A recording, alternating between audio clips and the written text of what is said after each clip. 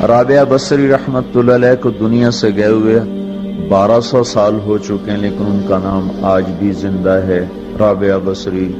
گلگت کی عورتوں کو بھی پتہ ہے رابعہ بصری کوئی بڑی اعلیٰ درجے کی خاتون تھی، پنجاب کی عورت کو بھی پتہ ہے، عرب کی عجم کی عورتوں کو پتہ ہے رابعہ بصری نہ کوئی شہزادی تھی، نہ کوئی ملکہ تھی، نہ کوئی وہ خوبصورت تھی، نہ کوئی خاندانی تھی، بلکہ عورت ہونے کے لحاظ سے ہر عیب اس میں تھا۔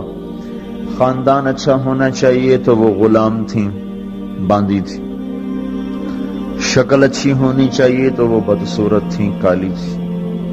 پہ چلو شکل بے کیسی ہو، خاندان کیسا، اولاد کے قابل تو ہو، رابعہ بصری اولاد کے قابل بھی نہیں تھی، بانج اس کو کہتے ہیں، جو عورت اولاد کے قابل نہ ہو اس کو اردو میں بانج کہتے ہیں، عربی میں عقیم کہتے ہیں، آپ کی زبان میں بھی کچھ کہتے ہوں گے، ہیں شونی تھی۔ تو اب بتاؤ عورت ہونے کے لحاظ سے کوئی چیز ہے؟ شکل، پہلا تاثر شکل کالی، دوسرا تاثر خاندان غلام، تیسرا تاثر اولاد کے قابل نہیں، بانج ہے، شونی ہے۔ تو 1200 سال کے بعد میں گلگت میں کیوں اس کا نام بلند کر رہا ہوں؟ میں نے کسی بادشاہ کی بیوی کا نام تو نہیں لیا، سکندر کی بیوی اور بنو امیہ اور بنو عباس کی ملکہ اور بیگمات ان کے نام تو نہیں لیے، میں کہہ رہا ہوں رابعہ بصری۔ ان کی عادت یہ تھی وہ روزانہ عشاء کی نماز کے بعد غسل کر کے کپڑے بدل کے اپنے خامن سے پوچھتی آپ کو میری ضرورت ہے؟ اگر وہ کہتے کوئی نہیں ہے تو پھر پوچھتی مجھے اجازت ہے، وہ کہتے اجازت ہے تو پھر مصلی پہ کھڑی ہو جاتی ہے اور فجر کی نماز تک مصلی پر کھڑی رہتی تھی۔ ان کا خامن جلدی فوت ہو گیا، جوانی میں ہی بیوہ ہو گئی، تو حسن بصری بصرہ کے امام، کیا سارے مسلمانوں کے امام تھے، وہ خود آئے، خود چل کے آئے کہ میں آپ سے شادی کرنا چاہتا ہوں۔ وہ کوئی شادی کا شوق نہیں تھا ان کو، وہ تو اولاد کے قابل نہیں، شکل صرف ان کی نیکی اور ان کا جو اللہ سے تعلق تھا، ان کو یہ لالچ ہوا کہ یہ میری بیوی ہو جائے تو اس کی طفیل شاید میری بخشش ہو جائے۔ تو ان کے پاس آئے، کہنے لگے رابعہ میں آپ سے شادی کرنا چاہتا ہوں، خود پیغام لے کر آئے۔ تو انہوں نے فرمایا میری 4 باتوں کا جواب دے دو تو میں شادی کر لیتا ہوں۔ کہنے لگے کیا؟ کہ یہ بتاؤ میں جنتی ہوں کہ دوزخی ہوں؟ کہنے لگے یہ تو میں کچھ نہیں کہہ سکتا۔ اچھا یہ بتاؤ جب اللہ تعالیٰ قیامت میں اعمال نامے اڑائے گا، کسی کے سیدھے ہاتھ میں آئے گا، کسی کو الٹے ہاتھ میں آئے گا، میرے سیدھے ہاتھ میں آئے گا کہ الٹے ہاتھ میں آئے گا؟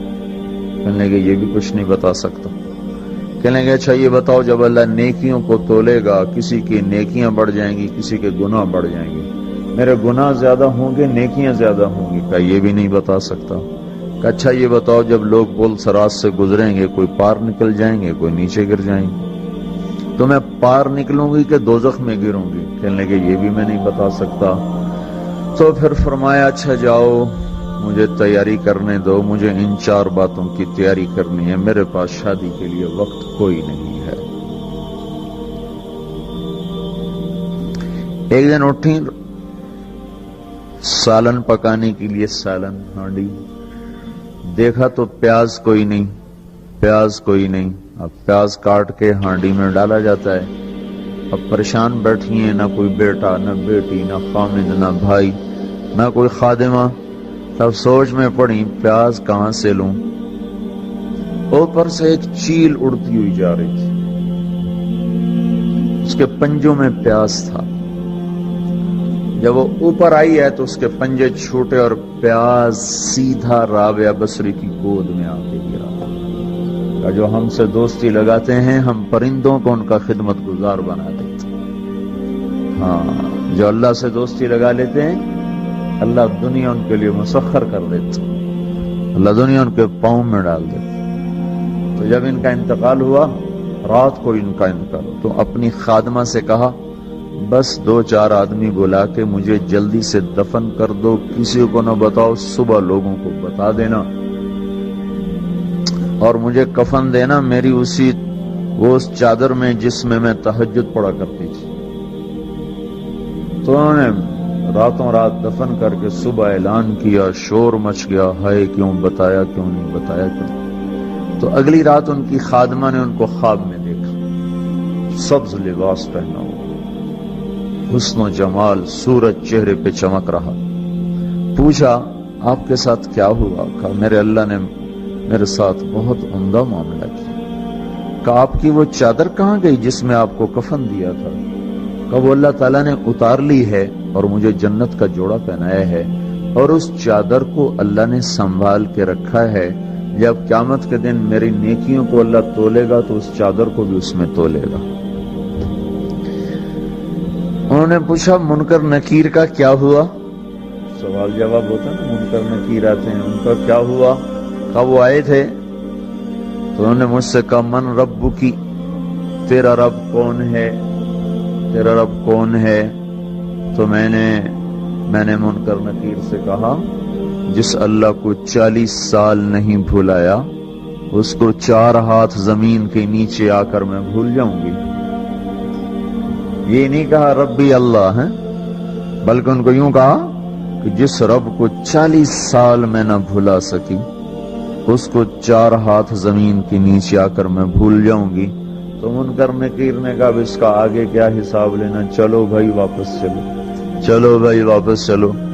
یہ بات آپ نے حضرت عمر سے فرمائی تھی، عمر وہ کیا دن ہوگا جب تو قبر میں ہوگا اور منکر نکیر آئیں گے زمین کو چیرتے ہوئے، اور ان کے ہاتھ میں ہتھوڑا ہوگا، ساری دنیا کے انسان جن اٹھانا چاہیں تو اٹھا نہیں سکیں گے، اور ان کی آواز میں بجلی کی کڑک ہوگی، اور وہ زمین کو چیرتے ہوئے آئیں گے، ان کے دانت لمبے ہوں گے، تو وہ آ کر تم سے سوال کریں گے من ربک ما دینک من نبیک۔